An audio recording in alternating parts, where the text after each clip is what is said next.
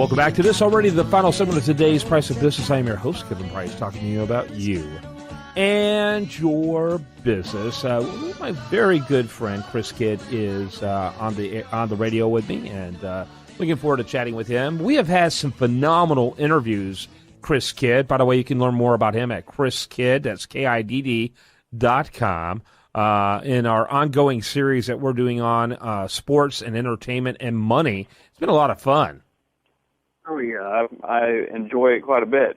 And you now have a large body of work over at U.S. Daily Review of articles that I always encourage people to check out. Not only do we got some cool articles there, but archived audios as well from the show, and you've done a great job of parlaying those interviews into thoughtful articles, and so it's been really good. So talk a little bit about your heart for the athlete, why the athlete is so interesting to you. Well, I guess kind of where that comes from is I'm a coach's kid. Coach Kidd's kid, actually. Coach Kidd's kid. Is that as bad as being a preacher kid or an elder kid or a deacon kid? Maybe a little bit. So I grew up around sports. I've always been an athlete. My dad's coached me since I could walk. My brother's a coach. I've actually done coaching myself, except for not in the school area. And now I'm ended up coaching a different thing, which is money. But I'm really attracted to people from the sports realm because I relate really well to them.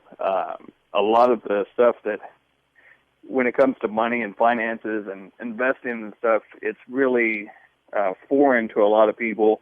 And when you get with an advisor or somebody, a lot of times it's kind of like they're speaking Chinese to you. So you just kind of say, well, yeah, all right, I'll go along with whatever you said, even though I don't really understand it. So one of my friends actually told me at one time that he said, you've got a really great way of explaining this stuff and making it simple to where people can understand it.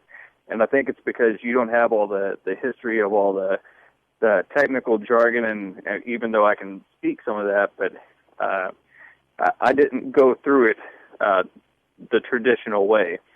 So I learned it through a mentor and doing stuff my own and actual experience versus going to school and doing it through books and stuff.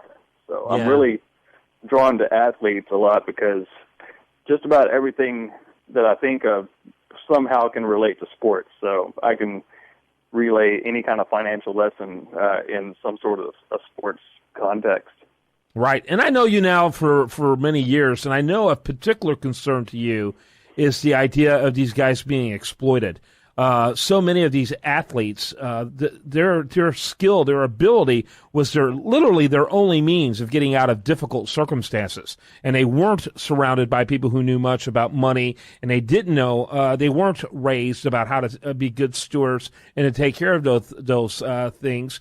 And so they're very vulnerable to being exploited. And now, they get 7 digits and in some extraordinary cases, 8 digits, and they think they have an infinite amount of wealth. But let me tell you, $4 million for someone who is 22 but is only going to play until he's 26, that isn't going to go that far. And there's a lot of denial and delusion involved in this.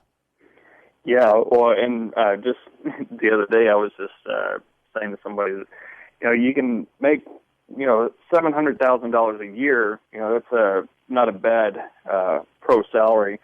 But if you're living on that, because a lot of times players will not have the income in the off season that they do during the season while games are being played. So if they're living off of the money that they're making while they're, on a $700,000 income, let's say they play for 7 months and they're getting paid and then it's cut off.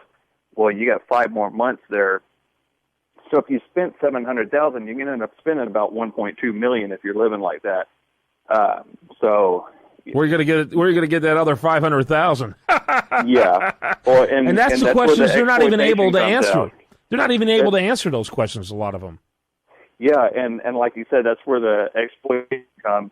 A lot of times, I had a former NFL player tell me that one thing that would go on is some of the veterans they would kind of figure this game out. So they would give a rookie or somebody, let's loan them $100,000, $200,000 in the off season. They can pay us back double when the season starts, or 25, 30, 40, 50, 100% interest, whatever the deal happens to be. And if you don't really understand how to handle money, then that's a mistake that people make. So yeah, I don't like people taking advantage of people. That's one thing that definitely got me into this area. And then also, I just don't like what the financial stress that what it does to people and to families, whether they're multimillionaires or whether they're somebody working as a greeter at Walmart.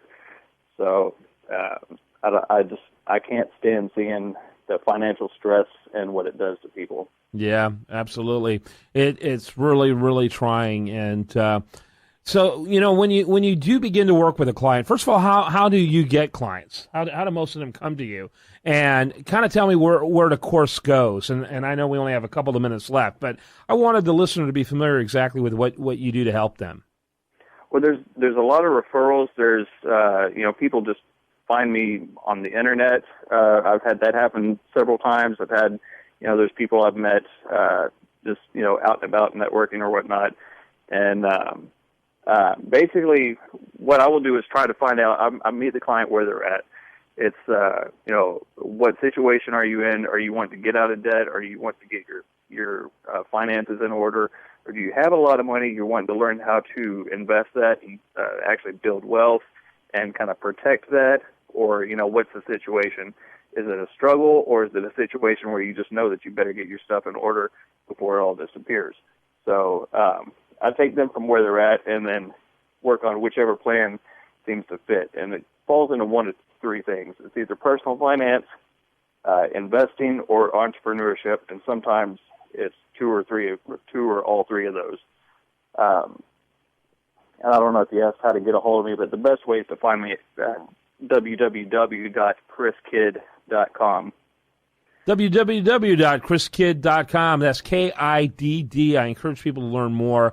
I love your skill, and I love your insight and the way you can help people. I've loved doing the interviews and look forward to doing some more. They bring so much value to our audience. Thank you, sir.